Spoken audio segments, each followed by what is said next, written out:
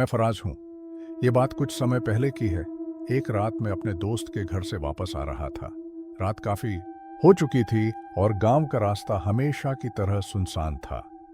माहौल अजीब सा खामोश था, जैसे हवा भी थम गई हो। मैं अपनी साइकिल पर था और अंधेरे में सिर्फ साइकिल के पहियों की चरचराहट सुनाई दे रही थी। गांव के रास्ते के दोनों तरफ ऊंचे ऊंचे पेड़ थे, जिनकी शाखाएं सड़क पर झुकी हुई थीं। मैंने खुद से कहा, काश मैं जल्दी निकल आता। ये रास्ता हमेशा से अजीब लगता है।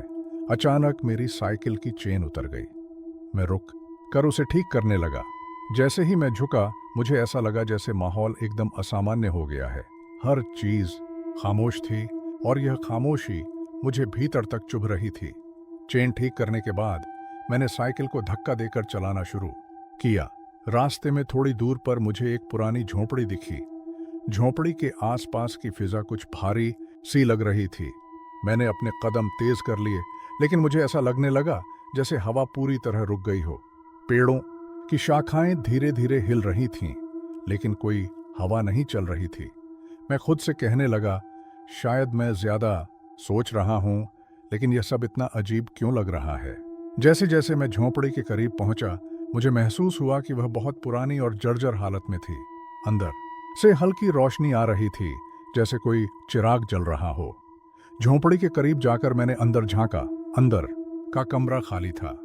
बीच में एक पुरानी कुर्सी रखी थी, जिस पर एक कंबल पड़ा हुआ था। वह कंबल हल्का सा हिल रहा था। कमरे में एक अजीब सी बू थी, जैसे किसी पुरानी चीज की। मैंने हिम्मत करके झोंपड़ी के अंदर कदम रखा। कमरा पूरी तरह खाली था। मैंने खुद से बुदबुदाया, यहाँ कोई नहीं, फिर यह रोशनी कहाँ से आ रही है। मैंने कमरे का जायजा लेना शुरू किया। रोशनी एक पुरानी लालटेन से निकल रही थी, जो एक मेज पर रखी हुई थी। जैसे ही मैंने लालटेन को छुआ, उसकी रोशनी बुझ गई। पूरा कमरा घुप अंधेरे में डूब गया। मैंने अपनी जेब से मोबाइल निकाला और रोशनी करने की कोशिश की, लेकिन मोबाइल चालू नहीं हुआ। तभी मुझे दूर से सरसराहट की आवाज सुनाई दी, जैसे कोई पुरानी लकड़ी के फर्श पर चल रहा हो।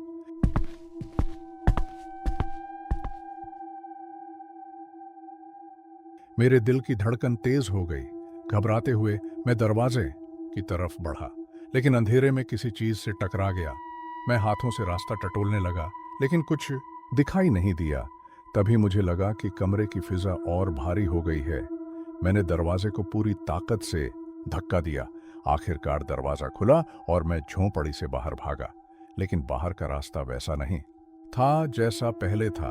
पेड़ों की शाखाएं अब और नीचे झुक चुकी थीं, जैसे रास्ता बंद करने की कोशिश कर रही हों। मैंने हिम्मत करके आगे बढ़ना शुरू किया, लेकिन मुझे ऐसा लगा जैसे मैं एक ही जगह पर बार बार घूम रहा हूं। मैंने खुद से कहा, यह क्या हो रहा है, मैं आगे क्यों नहीं बढ़ पा रहा।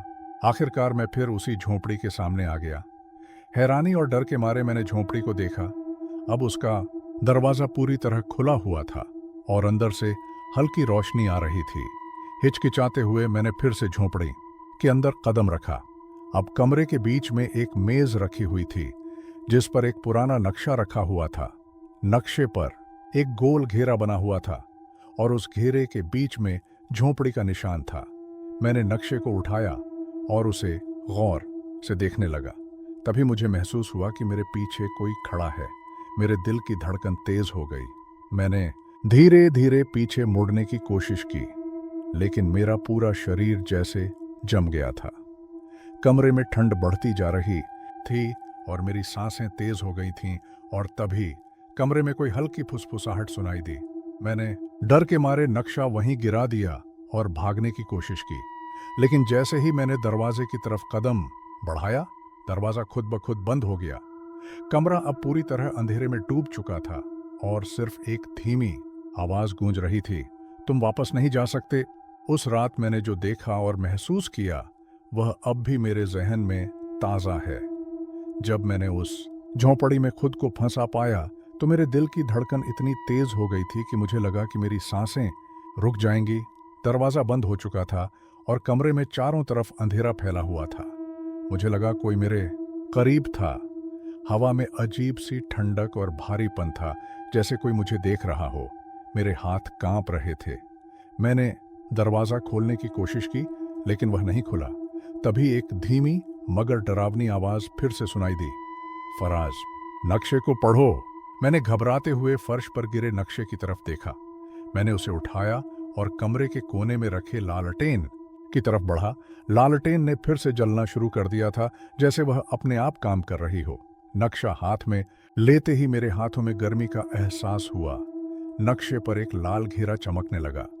उस घेरे के ठीक बीच में झोंपड़ी का निशान था, लेकिन अब नक्शे पर एक और चीज दिखाई देने लगी, एक पगडंडी जो झोंपड़ी से जंगल की ओर जा रही थी। मैंने खुद से कहा, यह नक्शा क्या बताने की कोशिश कर रहा है और यह आवाज कौन सी थी? अचानक कमरे में एक और बदलाव हुआ। लालटेन की रोशनी कम होने लगी और मुझे झोंपड़ी के एक कोने में हलचल महसूस हुई। मैंने नजर उठाई और देखा कि कोने में एक गाय खड़ी थी। यह कोई आम गाय नहीं थी। उसकी आंखें तेज लाल रंग की थीं और उसका शरीर काला, जैसे धुएं में लिपटा हुआ हो। गाय मुझे घूर रही थी और उसकी आंखों की से एक ठंडा डर बाहर आ रहा था। मेरे कदम पीछे हटने लगे। तभी गाय ने अपनी गर्दन घुमाई और कमरे के दूसरे कोने की तरफ इशारा किया। वह कोना पहले खाली था, लेकिन अब वहां कुछ हिल रहा था। मैंने हिम्मत करके देखा तो एक पुरानी लकड़ी की मेज पर कुछ रखा हुआ था। वह कोई पुरानी किताब थी जिस पर काले निशान और अजीब लिखावटें बनी हुई थीं। मैंने खुद से कहा, यह सब क्या हो रहा है? यह गाय कहाँ से आई और यह किताब यहाँ कैसे आई? गाय धीरे धीरे मेरी तरफ बढ़ने लगी। उसका हर कदम जैसे मेरे दिल की धड़कन को और तेज कर रहा था। मैंने नक्शा उठाया और मेज पर रखी किताब को देखने लगा। किताब के कवर पर लिखा था, जो अंदर छिपा है उसे बाहर लाने के लिए खुद को खोना पड़ेगा। मुझे कुछ समझ नहीं आया, लेकिन तभी गाय की तेज चीख ने मुझे चौंका दिया। मैंने पीछे मुड़कर देखा तो गाय अब मेरे सामने खड़ी थी। उसकी लाल आंखें अब और तेज चमकने लगी थीं। मैंने घबराते हुए दरवाजा खोलने की कोशिश की। इस बार दरवाजा आसानी से खुल गया। जैसे ही मैं बाहर निकला, झोंपड़ी का माहौल पूरी तरह बदल चुका था। पहले जो पेड़ों की शाखाएं झुकी हुई थीं, अब वे जैसे मुझ पर नजर रख रही थीं।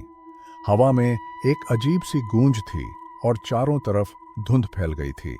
मैंने नक्शे पर नजर डाली और उस पगडंडी पर चलना शुरू किया।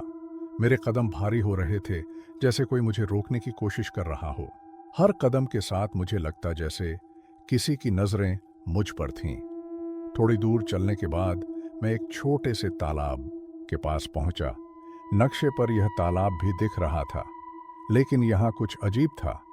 तालाब का पानी काला और स्थिर था, जैसे उसमें जान ही न हो।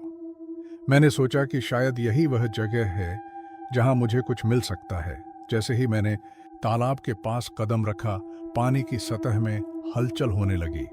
मेरे रोंगटे खड़े हो गए। पानी के बीच से वहीं गाय उभर आई, जो झोंपड़ी के अंदर थी।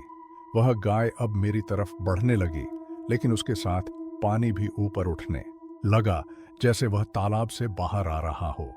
मैंने घबराकर पीछे हटने की कोशिश की, लेकिन मेरा पैर फिसल गया और मैं जमीन पर गिर पड़ा। गाय ने अपनी लाल आंखों से मुझे घूरते हुए कहा, फराज, यह सब तुम्हारी ही गलती है। अब तुम सच्चाई जानने के लिए तैयार हो। मैंने डरते हुए कहा, तुम कौन हो और मुझसे क्या चाहते हो? गाय ने जवाब नहीं दिया। उसने सिर्फ अपना सिर पानी में डुबोया और तालाब में एक चमकदार दर्पण जैसा कुछ उभर आया। दर्पण के अंदर मुझे एक और झोंपड़ी दिखी, लेकिन यह झोंपड़ी वैसी नहीं थी जैसी मैंने पहले देखी थी। यह झोंपड़ी और भी बड़ी और डरावनी लग रही थी। मुझे समझ नहीं आ रहा था कि यह सब क्या हो रहा है। तभी गाय ने कहा, तुम्हें वहां जाना होगा, लेकिन याद रखो, यह तुम्हारा अंत भी हो सकता है।